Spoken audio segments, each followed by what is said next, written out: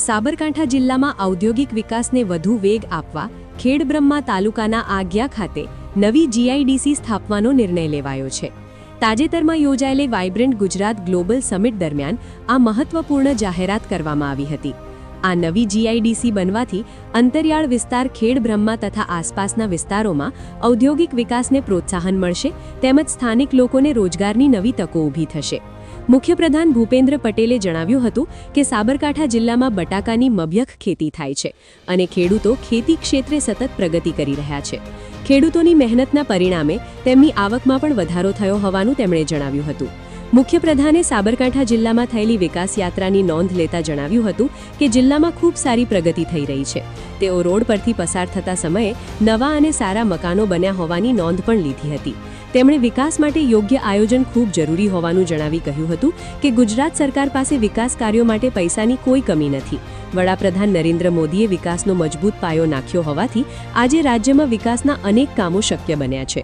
મુખ્યપ્રધાને વધુમાં જણાવ્યું હતું કે ચૂંટાયેલા પ્રતિનિધિઓ દ્વારા યોગ્ય આયોજન સાથે વિકાસ કાર્યોની માંગણી કરવામાં આવશે તો સરકાર તેની મંજૂરી આપવામાં વિલંબ કરશે નહીં। આ સાથે તેમણે વિકાસના કામોની ગુણવત્તા અંગે પણ ખાસ ટકોર કરી હતી।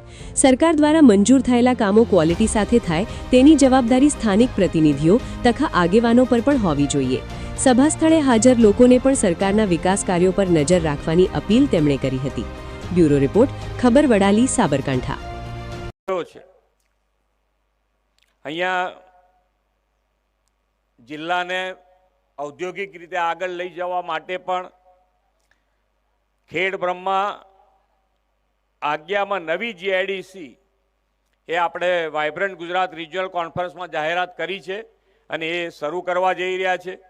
એના માટે પણ તમારે જે તમારા અહીંયા આગળ હમણાં હું આવતો ત્યારે પૂછતો હતો કે આ બટાકાના હિસાબે આખા જિલ્લામાં ખૂબ સારી પ્રગતિ થઈ છે। કારણ કે બધાના મકાનો હું જોતો આવતો હતો તો બધાના મકાન પાકા અને સારા નવા બન્યા હતા। એટલે મને પણ ખૂબ આનંદ થયો કે ભાઈ આજે ખૂબ સારી રીતે ખેતીમાં આપણે કામ કરી રહ્યા છીએ અને આગળ વધી રહ્યા છીએ। ડેવલપમેન્ટ માટે આયોજન ખૂબ જરૂરી છે। અમે બધા જ ધારાસભ્યો, તમારા ધારાસભ્યમાં ગજેન્દ્રસિંહ હોય, રમણલાલ વોરા હોય કે આપણા વીડી ઝાલા હોય, ત્રણેય જણને અમે કીધું છે કે ભાઈ પૈસાની કમી ગુજરાત સરકારમાં છે નહીં। માન્ય વડાપ્રધાનશ્રીએ ખૂબ મજબૂત પાયો નાખ્યો છે, પણ એક જ તમારે જે કામ જોઈએ એ કામ આયોજનબદ્ધ રીતે લેતા આવો। અમે તમને મંજૂર કરવામાં વાર નહીં કરીએ, પણ એ કામ થવું જોઈએ ક્વોલિટીવાળું કામ થાય તો 5 વર્ષમાં તમે જેમ આ ગામના આયોજન કર્યું છે એવું જ આ જિલ્લાનું આયોજન થઈ શકે એવું છે। કોઈ તકલીફ પડે એવું નથી। અહીંયા બેઠેલા દરેક જણ જે પણ અહીંયા છે બધા જ એક આપણે કે જે કામ તમે તમારા માટે કરાવો છો એ જ કામ સરકારનું છે એવું સમજીને કામ ના કરાવાય। જે કામ થાય છે એ અમારા માટે થાય છે, આપણા માટે થાય છે, એ ભાવથી દરેક જણ કામ કરાવે, સાથે માથે ઊભા રહીને, તો જ આ ક્વોલિટી થાય।